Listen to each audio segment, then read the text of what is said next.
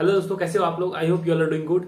देखो दोस्तों, जिसका भी अभी एग्जाम है एसएससी सीपीओ का, अभी जिन लोगों का भी अभी एग्जाम बचा हुआ है, देखो आप लोगों को क्या करना है। देखो मैं जब एग्जाम सेंटर से निकला था, जब मैं ऑटो पे बैठा तो कुछ लोग बोल रहे थे वहां पे, मतलब ऑटो में, कि टाइम जो है टाइम का कमी आ रहा था। जैसे रीजनिंग में बहुत ज्यादा टाइम दे दिया या फिर मैथ्स में टाइम दे दिया।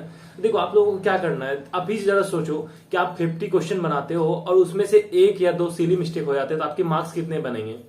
समझ में आ रहा है आपको कुछ। 2 नंबर तो आपके 2 नंबर, अगर आप दो गलती हो मान लेते हैं, अगर आपने 50 अटेम्प्ट लिए हैं, 2 गलती हो गए और इसीलिए मिस्टेक हो जाते हैं। बेसिकली आपको ये मान के चलना हो कि 1-2 मिस्टेक हो जाएंगे, ठीक है। हाँ, हालांकि नहीं होगा तो बहुत अच्छी बात है, क्योंकि अगर आप प्रैक्टिस बहुत अच्छा किए हो तो आप गलती वो भी नहीं होगा। लेकिन मान लो 2 गलती सिली मिस्टेक हो जाते हैं नॉर्मली, ठीक है। तो अगर हम ये मान के चलते हैं 2 गलती हो रहा है, तो उसके अकॉर्डिंग 1 नंबर आपके और कटेंगे, है ना। तो इस तरह से आपको क्या समझ में आ रहा है कि 2 नंबर 1 नंबर और कटेंगे, मतलब 3 नंबर क्वेश्चन जाने वाले, मतलब आप 47 करेक्ट क्वेश्चन आप अटेम्प्ट ले रहे हो, इसका मतलब यही हुआ। तो देखो, इससे बेटर है कि अगर आप फर्स्ट गो में बना रहे हो तो कोशिश करो 45 क्वेश्चन ही बनाओ, और 2-3 क्वेश्चन आपको मिलेंगे जहां पे आपको काफी टाइम लगेगा और आपका टाइम वेस्ट हो जाएगा, जिसकी वजह से आप अदर क्वेश्चन डील नहीं कर पाओगे। तो बेटर है कि आप वो 2-3 क्वेश्चन जो है छोड़ के मैक्सिमम का 5 क्वेश्चन जो है स्किप कर लो। और 5 क्वेश्चन भी आप स्किप करके चलते हो ये माइंड में। अब ये नहीं आप ज्यादा 10-12 क्वेश्चन स्किप हो रहे हैं तब तो दिक्कत वाली बात है, लेकिन अगर 2-4 क्वेश्चन स्किप हो रहे हैं, 5 मैक्सिमम मान के चलते हैं, 5 से 6, अगर इतना क्वेश्चन स्किप हो रहे हैं फर्स्ट गो में, तो आप ये मेरी बात डेफिनेटली मानो कि अगर आप दोबारा जब आओगे तो वो जो 5 क्वेश्चन अगर छूटे हैं तो उसमें से मैक्सिमम क्वेश्चन आप अटेम्प्ट फिर से ले लोगे। और मेरे साथ ऐसा ही हुआ है। मैंने बताया कल वाले वीडियो में कि मैंने जो है रीजनिंग में मैंने फर्स्ट टाइम गो में 46 लिए थे, बाद में 3 और लिए। मैथ्स में 45 लिए थे और बाद में 3 और लिए। तो इस तरह से मैं बता रहा हूं कि आपको पैनिक नहीं होना है कोई भी क्वेश्चन देके, क्योंकि कुछ क्वेश्चन रहते हैं जहां पे आपको टाइम लग जाते हैं।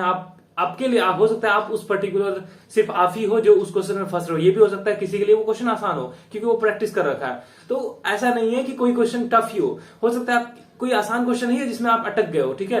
तो उसको आप बाद में डील कर लेना। अगर आपके पास, ऑब्वियस ही बात है, अगर आप क्वेश्चन छोड़ के चल रहे हो, मतलब 2-3 क्वेश्चन जो आपको टाइम लग रहा है जिसमें, वो क्वेश्चन अगर आप लीव करके चल रहे हो, तो ये डेफिनेटली है कि आपके बाद में टाइम बचेंगे। और जब बाद में टाइम बचेंगे तो ये भी है कि आप जो बाद में आओगे, तो ऐसा होता है, आप देखना, अगर आपने मॉक भी लगाया होगा तो जब शुरू में जो क्वेश्चन छूट जाते हैं, मतलब नहीं बनते हैं और उसको स्किप कर दिए, स्किप करना जरूरी है। टाइम वेस्ट करोगे तब तो फिर कोई फायदा ही नहीं है। अब शुरू में ही, मतलब अगर आपको लगे 30 सेकंड दिए, आपको लग रहा है कि नहीं बनने, अभी नहीं बन रहा है, तो स्किप कर दो। समझ में आ जाना चाहिए। ये नहीं समझ में आएगा, लेट से समझ में आया 2 मिनट बाद, तब तो वेस्ट है फिर टाइम। तो ये होता है कि अगर आप बाद में आते हो तो आपका माइंड, मतलब देखा जाए तो फिर हो सकता है कुछ सीरी मिस्टेक कर रहे होते हैं जिसकी वजह से आंसर नहीं आ रहा होता है, तो उस वक्त आंसर आ जाता है। तो ऐसा होता है। तो मैथ और रीजनिंग के लिए यही टिप्स है। बाकी करंट अफेयर 2023 का ही पूछा जा रहा है, और इंग्लिश का क्वेश्चन नॉर्मली जैसा पूछा जाता है वैसा ही है। और जीके थोड़ा आसान था, इसमें कोई शक नहीं है। और मैंने कुछ टेलीग्राम ग्रुप में भी देखे, कुछ लोग 34-35 करेक्ट अटेम्प्ट लेने वाले हैं, तो क्वेश्चन आसान है कहीं ना कहीं। दोस्तों, उम्मीद करता हूं आपको समझ में आया होगा। पैनिक नहीं होना है, मैं बेसिकली यही बताना चाह रहा हूं कि आपको पैनिक नहीं होना है एग्जाम में। और अगर आप पैनिक कर गए तो फिर आपके क्वेश्चन तो छूटने ही वाले हैं।